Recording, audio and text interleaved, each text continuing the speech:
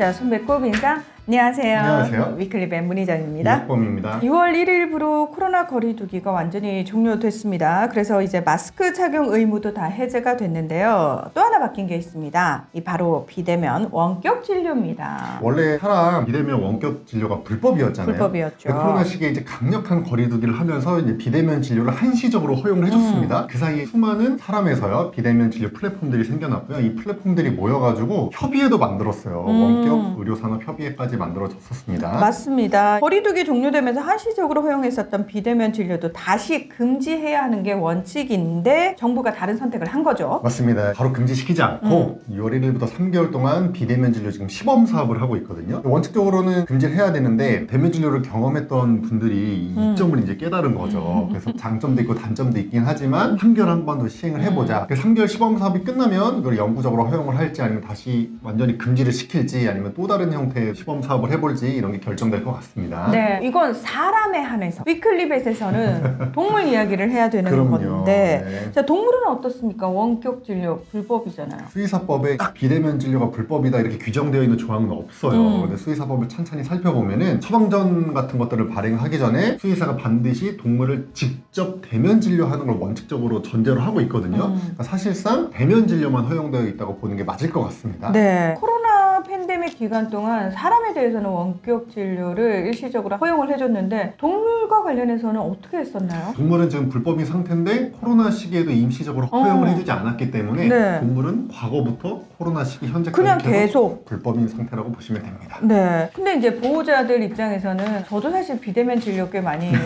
받아봤지만 네. 이게 좀 편하거든요. 네. 그래서 보호자에 따라서는 우리 아이도 늘 때 되면 병원 가고 이거 비대면으로 바뀌면 좋겠다라고 생각하시는 분들 계실 것 같아요. 맞아요. 그래서 실제로 이제 조사도 이루어졌습니다. KB 경영연구소가 2023년 한국 반려동물 보고서에서 설문조사를 할 때 반려동물 원격 의료에 대한 설문조사를 진행을 한 거예요. 근데 보호자의 43.2%가 반려동물 원격 의료 서비스가 나오면 이용할 의향이 있다고 답을 했습니다. 자, 일단 보호자 절반이 이렇게 대답을 했다. 근데 저는 KB 경영연구소에서 질문을 이걸 넣었다는 것 자체가 동물 쪽에서도 이 원격 진료 원하는 요구하는 목소리가 좀 있지 않나라는 생각이 좀 들기도 하는데 한 업체가 규제 샌드박스를 신청해서 심의위원회를 통과했다. 이런 소식도 있더라고요. 엄청난 화제인데 TT케어라고 하는 서비스를 하는 AI 퍼펫이라고 하는 회사가 있어요. 여기서 AI를 활용한 수의사의 반려동물 건강 상태 모니터링 사업에 대해서 이제 규제 샌드박스 신청을 했고요. 이게 심의위원회를 통과를 했습니다. 반려동물 안과 질환을 대상으로요. 초진을 이미 수의사에게 본 동물만 한해서 AI 인공지능 앱으로 치료 경과를 모니터링하는 그런 사업입니다. 자, 일단 초지는 분명히 수의사 선생님한테 대면으로 받으셔야 되고 네. 재진 환자를 대상으로 한다. 이건 뭐 사람하고 비슷한 건데 규제 샌드박스 통과 과정에서 반대라든지 다른 의견도 있었을 것 같거든요. 있었습니다. 이게 심의위원회라는 게 뭐 일방적으로 하는 게 아니에요. 신청기업, 그리고 관계부처, 그리고 대한수의사회 등이 포함된 협의회가 구성이 돼서 이제 운영을 한 거고요. 당연히 대한수의사회에서 이제 반대를 했습니다. 반대한 이유는 당연히 비대면으로 하니까 정확한 진단이 어렵다.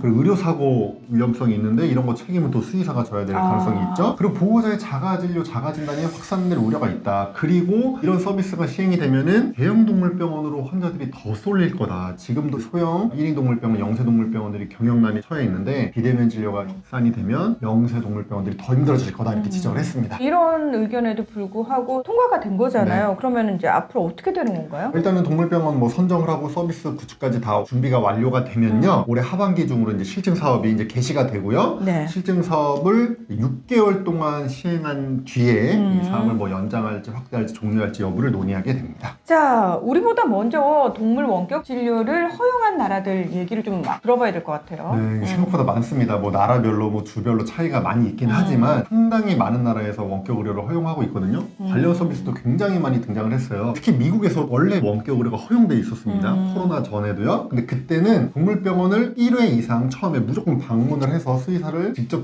진료를 받아야 하는 전제 조건이 있었어요. 지금 우리 시범 사업하는 거 규제 샌드박스 하는 것처럼. 근데 미국 FDA가요 2020년 3월에 반려동물 원격 진료하기 전에 대면 진료 의무화를 면제를 했습니다. 코로나 확산을 방지하기 위해서죠. 물론 이제 우리나라랑 미국은 뭐 차이가 크죠. 우리나라는 뭐 영토가 미국처럼 넓지도 않고 동물 수 대비해서 동물병원 숫자가 훨씬 많기 때문에 상황은 분명히 다릅니다. 사실 우리나라는 아직까지도 그냥 동물 약품을 약국에서 살 수 있는 상황이잖아요. 처방 대상 약도 다 살 수 있어요. 그래서 사실은 다른 나라 상황들하고 좀 다르게 생각을 해야 될 부분들이 있는데, 물론 대다수의 반려인들은 우리 반려동물의 건강을 최우선으로 생각하시는 분들이기 때문에 굉장히 신중하게 접근을 하십니다만, 이걸 또 악용하는 사람들이 혹여라도 생겨날까봐 그런 부분에 대한 걱정도 되거든요. 그리고 그게 동물에게 오히려 해가 되는 상황이 펼쳐질까봐 그런 부분 좀 걱정이 되기 때문에, 전 진짜 뭐 하나 허용하거나 법을 좀 바꾸기 전에 제발 요모조모 꼼꼼하게 좀 잘 따져봐야 된다. 네. 무조건 만드는 게 중요한 게 아니고 잘 만드는 게 중요한 거잖아요. 6개월 동안 시범사업 어떻게 진행되는지 조금 주의 깊게 지켜볼 필요가 있을 것 같습니다. 네. 오늘 위클리베이스는 여기서 마무리하겠습니다. 함께 해주셔서 고맙습니다. 감사합니다.